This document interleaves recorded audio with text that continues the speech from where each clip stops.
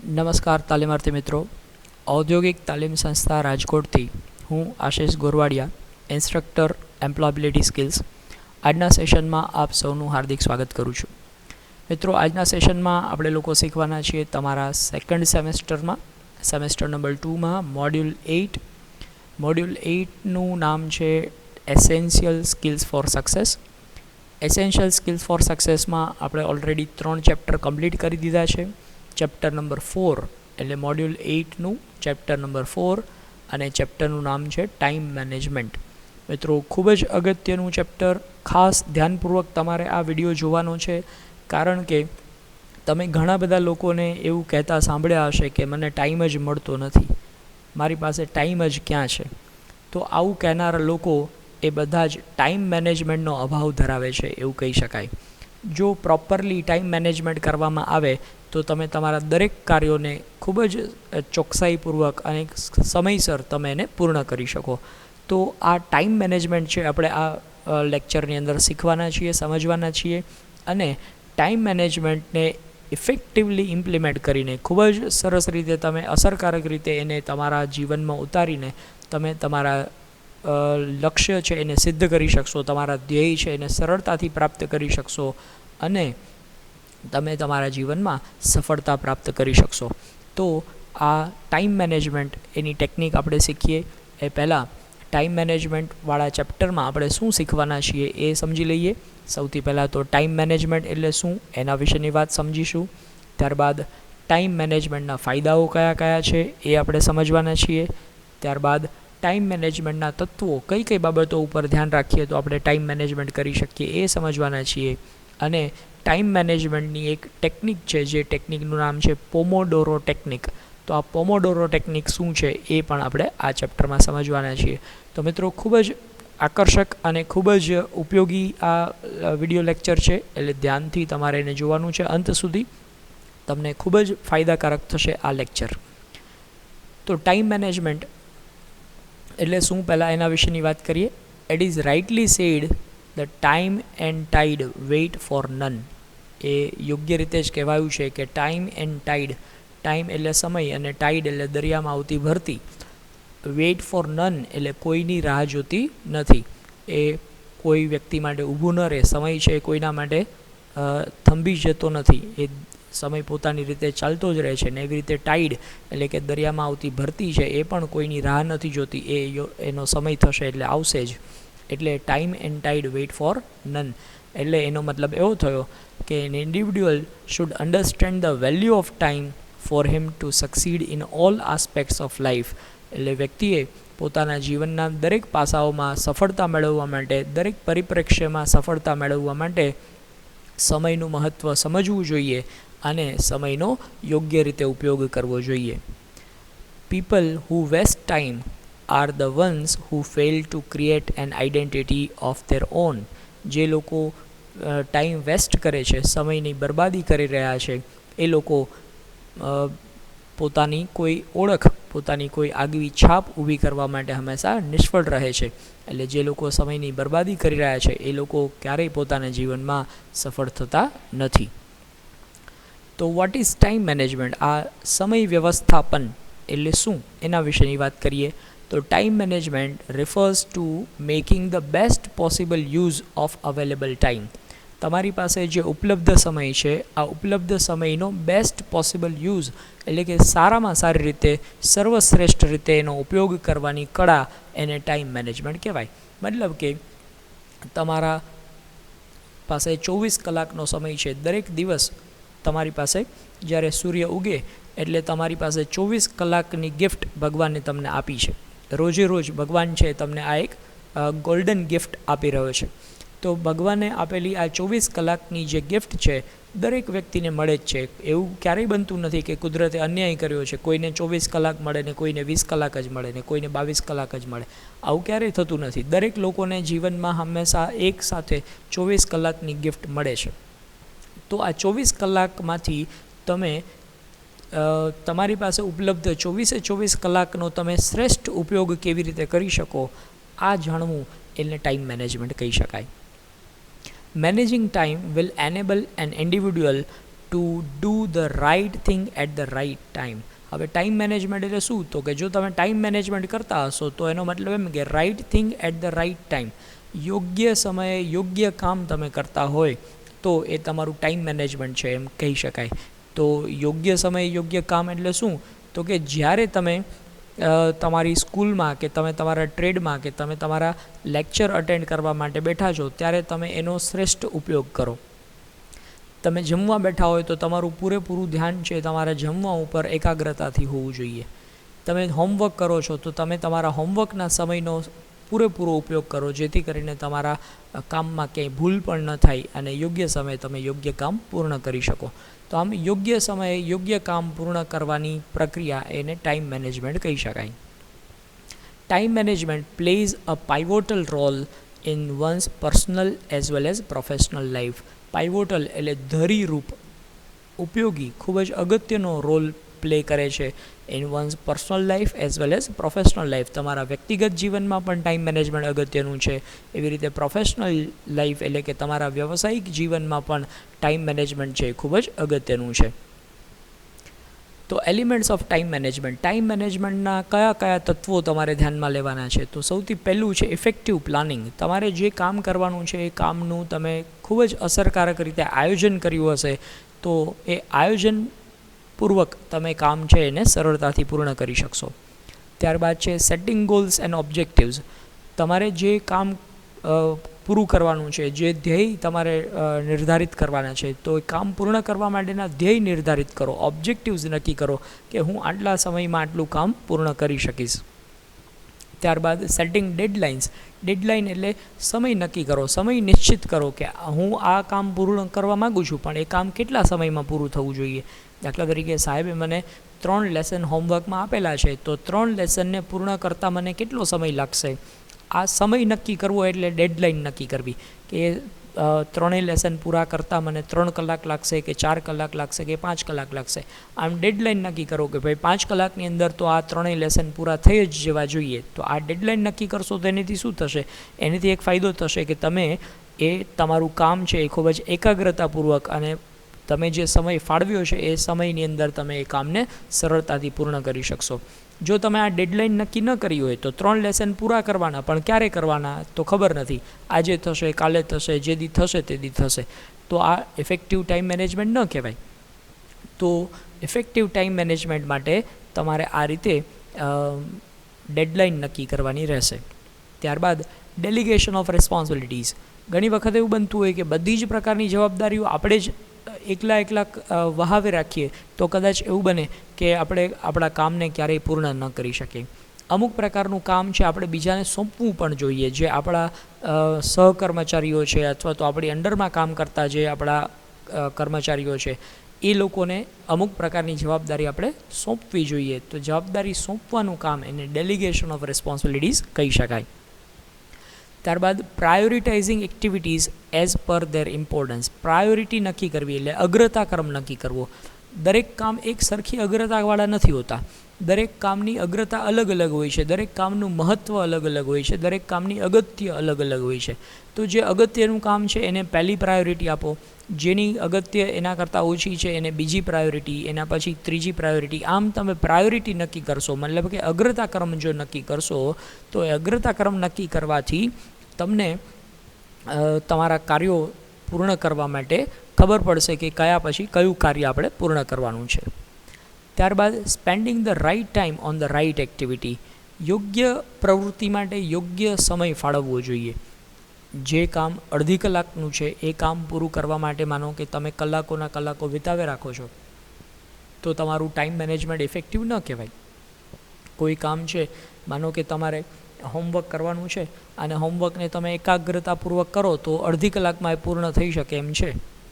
અડધી કલાકથી વધારે તમને કામ આપ્યું નથી, પણ તમે હોમવર્ક કરતી વખતે ગીતો સાંભળવાનું શરૂ કરો, અથવા હોમવર્ક કરતી વખતે તમે ટીવી જોતાં હોમવર્ક કરતા હોય, અથવા હોમવર્ક કરતી વખતે તમે મોબાઈલ ફોનમાં વિડીયો ગેમ રમતા હોમવર્ક કરતા હોય, તો આનો મતલબ શું થયો કે તમે અડધી કલાકનું કામ છે એના માટે 2 કે 5 કલાકનો સમય પસાર કર્યો.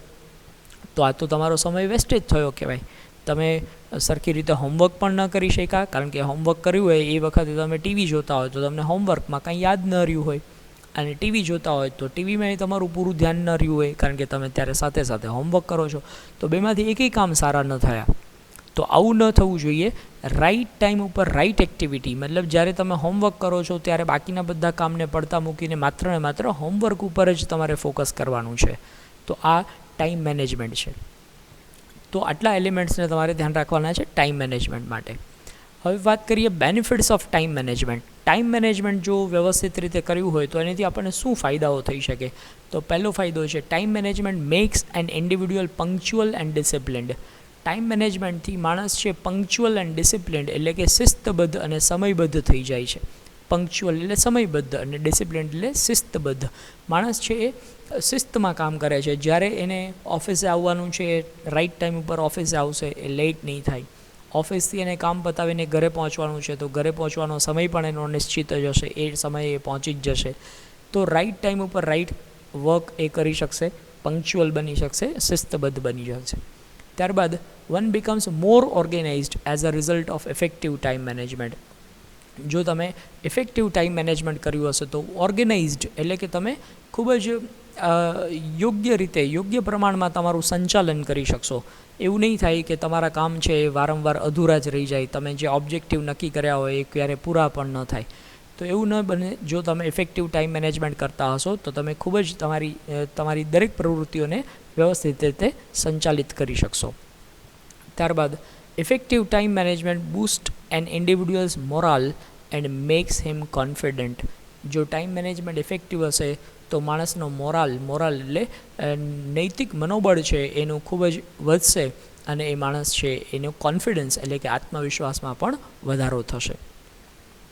Individuals who stick to a time plan are the ones who realize their goals and objectives within the shortest possible time span.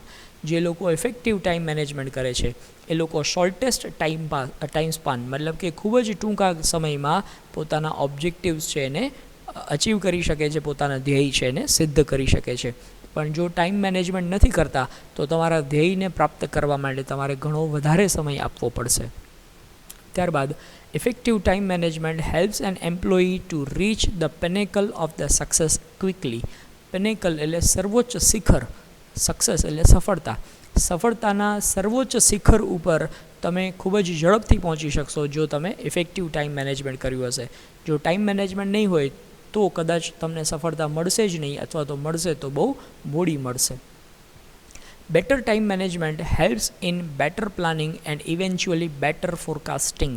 Time management છે તો એનેથી તમે બેટર પ્લાનિંગ કરી શકશો, સમયબદ્ધ આયોજન કરી શકશો, અને આ સમયબદ્ધ આયોજનના ઉપયોગથી તમે ફોરકાસ્ટિંગ એટલે કે તમારા કારકિર્દીનું તમે પૂર્વાનુમાન પણ કરી શકશો કે હું આટલા ટાઈમમાં આટલું કામ તો પૂર્ણ કરી જ શકીશ. ત્યારબાદ research says that individual who accomplish task on time are less prone to stress and anxiety. Research એવું કહે છે કે જે લોકો પોતાનું કામ સમયસર પૂર્ણ કરે છે, આ ટાઈમ મેનેજમેન્ટ કરે છે, તો એ લોકો અને સ્ટ્રેસ કે એન્ઝાયટી, સ્ટ્રેસ એટલે તણાવ અને એન્ઝાયટી એટલે ચિંતા, આ પ્રકારના લોકોને તણાવ અને ચિંતા ક્યારેય થતા નથી, કારણ કે એ યોગ્ય સમયે પોતાનું કામ પૂર્ણ કરતા હોય છે.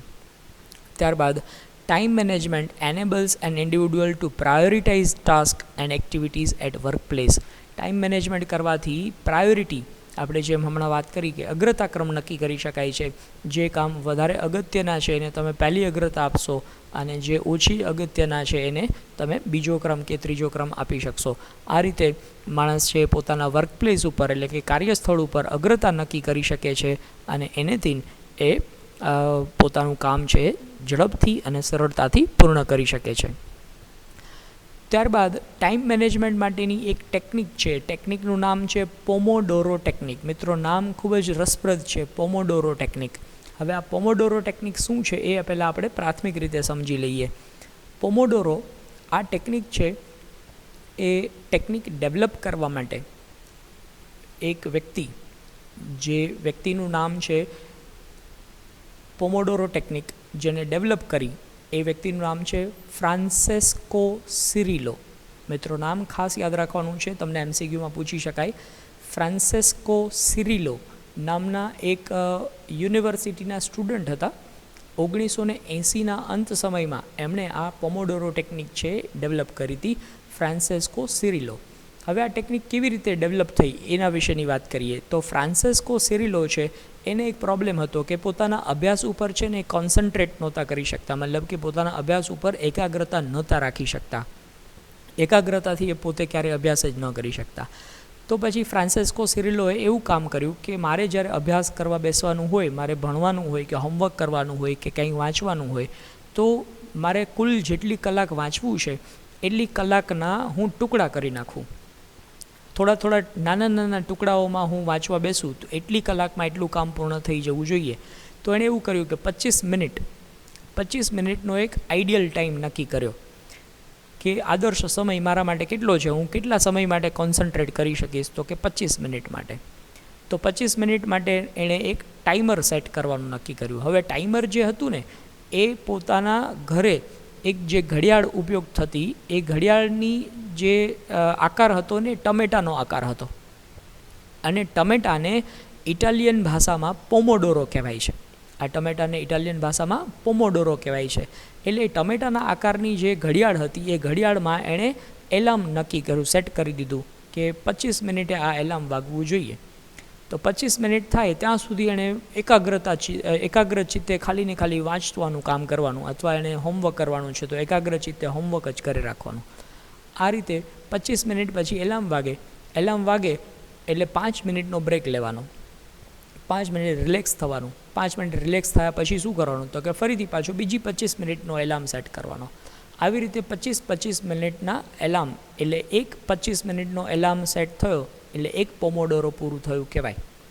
પછી બીજી 25 મિનિટ, 5 મિનિટના બ્રેક પછી બીજું પોમોડોરો પૂરું થયું, ત્રીજી 25 મિનિટ, ત્રીજું પોમોડોરો પૂરું થયું. આમ એણે 4 પોમોડોરો એ પૂરા કરવાના, ત્યારે તમારું એક ટાસ્ક છે એ પૂર્ણ થઈ ગયું હશે એમ નક્કી કરી શકાય. આવી રીતે એ ટેકનિક ડેવલપ કરી. આ ટેકનિકનું નામ આપ્યું પોમોડોરો ટેકનિક. તો પોમોડોરો ઇટાલિયન ભાષામાં એને ટમેટાને ઇટાલિયન ભાષામાં પોમોડોરો કહેવાય છે એના નામ ઉપરથી, કારણ કે એની ઘડિયાળ છે એ ટમેટાના આકારની ઘડિયાળ હતી, એના નામ ઉપરથી એણે પોમોડોરો ટેકનિક આવું નામ આપ્યું છે. તો ખૂબ જ સરસ મજાની ટેકનિક છે. આવો મિત્રો સમજીએ એને. Cirillo was struggling to focus on his studies and complete the assignment. એને જે અભ્યાસમાં અસાઇનમેન્ટ આપ્યા હોય એના ઉપર ફોકસ કરવામાં, એકાગ્રતા મેળવવામાં એ લોકો સિરિલો છે એને મુશ્કેલી થતી હતી. Feeling overwhelmed, he asked himself to commit to just 10 minutes of focused study time. એણે પહેલાં એવું નક્કી કર્યું કે ભાઈ ગમે તે થાય 10 મિનિટ સુધી તો મને એકાગ્રતા મળવી જ જોઈએ. 10 મિનિટનો ટાઈમ એણે નક્કી કર્યો. Encouraged by the challenge, he found a pomodoro in Italian. Tomato shaped kitchen timer. એણે પોતાના રસોડામાં આવી ટાઈમર સેટ કરેલું, અને એનો આકાર કેવો હતો તો કે પોમોડોરો એટલે ટમેટા જેવો આકાર હતો. અને આ ટમેટા જેવા આકારવાળી ઘડિયાળ લઈ અને એણે આવી રીતે ટાઈમર સેટ કરી અને એકાગ્રતા મેળવવાની કોશિશ કરી. એટલા માટે આ પ્રકારની ટેકનિક છે એનું નામ પોમોડોરો ટેકનિક આવું નામ પડી ગયું. હવે પોમોડોરો ટેકનિકમાં શું કરવાનું એ આપણે એક પછી એક સ્ટેપ જોઈએ. તો સૌથી પહેલાં get a to do list and a timer. પહેલાં 2 કામ કરવાના. ટુ ડુ લિસ્ટ એટલે કયું કામ કરવાનું છે એનું લિસ્ટ મેળવી લ્યો, અને એક ટાઈમર મેળવી લ્યો. ત્યારબાદ set your timer for 25 minutes. પહેલું કામ તમે નક્કી કર્યું કે આ કામ મારે પૂરું કરવાનું છે, એના માટે ટાઈમર નક્કી કર્યું, 25 મિનિટનું timer. And focus on a single task until the timer rings. હવે 25 મિનિટમાં તમારે જે કામ પહેલું તમે પસંદ કર્યું છે, તમારું સંપૂર્ણપણે એકાગ્રતા છે એના ઉપર જ રાખવાની. 25 મિનિટ પછી એ ટાઈમર વાગશે ત્યાં સુધી તમારે બીજા કોઈ પણ કામ વિશે વિચારવાનું નહીં. વેન યોર સેશન એન્ડ્સ, જ્યારે તમારું સેશન પૂરું થાય, એટલે કે એક 25 મિનિટનું સેશન પૂરું થયું, માર્ક ઓફ 1 પોમોડોરો. આવી રીતે એક પોમોડોરો છે એ પૂરું થયું એમ કહેવાય. And record what you completed. અને પછી તમે ચેક કરો કે 25 મિનિટમાં તમારું કામ કેટલું પૂરું થયું. ત્યારબાદ દેન એન્જોય 5 મિનિટ્સ બ્રેક. 25 મિનિટ પૂરું થાય એક કામ પૂરું થયું પછી 5 મિનિટ તમારે રિલેક્સ થવાનું. આ 5 મિનિટમાં તમારે રિલેક્સેશન મેળવી લેવાનું. તો આનાથી શું થશે કે તમારા કામનો સ્ટ્રેસ પણ ઘટી જશે. વચ્ચે 5-5 મિનિટના આવી રીતે તમે બ્રેક લેતા જશો તો બ્રેકના સમયમાં તમે રિલેક્સ થઈ શકશો.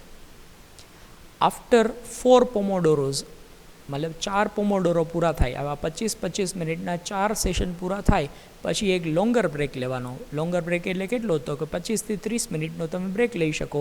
આ 25-30 મિનિટનો બ્રેક તમે લેશો એટલે તમારું વર્કનું જે બર્ડન હશે એકદમ રિલેક્સ થઈ જશે અને તમે ફરીથી પાછા નવા પોમોડોરો માટે એકાગ્રતાથી કામ કરી શકશો.